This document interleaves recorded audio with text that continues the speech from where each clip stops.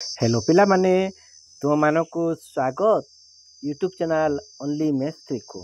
तो पिलामाने आज हम पढ़िबा तुम हस खुशी बहिर पाठ नाम है बेंगुली करुछि चै कटर। द्वितीय श्रेणी पिलामाने पाठ नंबर देख 13। तो पिलामाने यही पाठटी आरंभ करने पूर्व तुमको अनुरोध तुम्हें माने यही चैनल को सब्सक्राइब कर कहीं तुम्हें माने यही चैनल माध्यम एमिति अनेक एजुकेशन वीडियो देखा पाइब।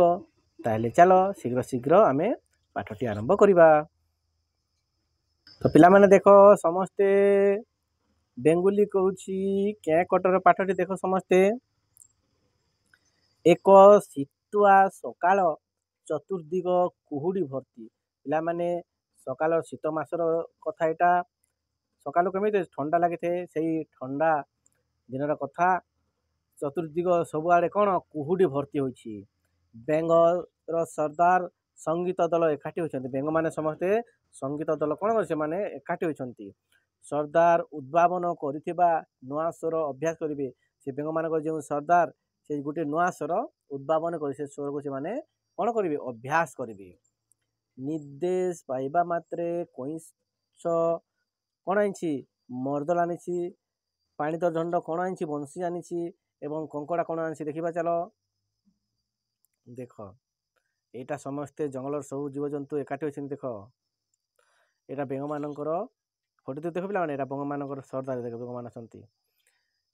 एटा हारमोनियम आनिछि किए कंकड़ा देखुछ। एटा देख पानी दंड कौन आनिछि बंसी। ढोलकी किए आनिछि मांकड़ ढोलकी आनिछि। दुई तावला भी आनिछन देख एटा ठेकुआ। एटा देख कइछ भी आनिछि ताबला देख से बजाउछि देखिल। देख पिलाटा यही बेंग मान देख सरदार केमिति नाचुछि देख। हारमोनियम मांकड़र ढोलकी ठेकुआर बिचाबला शब्द रे आकड़ा घर कौन होइछि आकड़ा घर कंपी उठिब। शीत जंगु बेंग मानकर कंठ रुद्ध हो जाउ थाए। गीत अभ्यास हो पारिला नाही। से कंठ तो कौन हो कंठ पशि जाइछि पिला माने। ठंडा पाग जोगु ए दुर्दशा बोली सरदार जानी पारिला। से कहिला देख भाई माने शीत दिन परे खरा दिन आसीब पाग गरम रहिब गुलु गुली हेब झाल बहिब सेते बेले मध्य आमे एकाठी होई पारिबा नाही। तापरे वर्षा दिन रे कोहला पाग हेब चलो एबे आमे निश्चल होई माटी तले शोइबा। मु दक्षिण दिग को जाउछि शोइबी। या परे से बेंग मानक सरदार कौन कला मु दक्षिण दिग जाउछि भाई शोया पई तुय माने मध्य माटी तले पोती होइकी सो बोली से मानकु कहिला। या परे जे जहार जागा बाछि निशब्द रे सोई गले। खरा दिन जाई वर्षा दिन आसिला। आकाश रे कला हांडिया मेघ घोटी थाए बिजुली चमकु थाए। यही समय घड़घड़ी शब्द रे पृथ्वी थरी उठुथिला।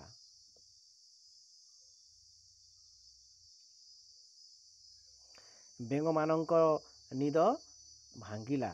से माने सरदार पाहकु जीवाकु बाहरिले किंतु निर्दिष्ट दिग जानी पारिले नाही। कौन करिवे भावी बसिले। सेमानंक मध्यरे थिला वृद्ध बेंगटे। से कहिला मु बहुत बुद्धिमान। से चारिआडकू चाहिला देखिला गोटिए पटरू आकाश धीरे धीरे फरचा हेउछि। देख एपटे सूर्य उदय होछि। यह निश्चय पूर्व दिग। एपटकू मुह करी सिड़ा हेले तुमे पछपट हेब पश्चिम दिग। तुमर डाहाण हाथ दक्षिण दिग हेब और बाम हाथ उत्तर दिगरे हेब।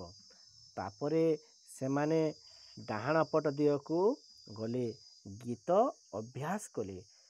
अभ्यास करू करू आषाढ़ मासर चतुर्दशी तिथि पहुँचिला।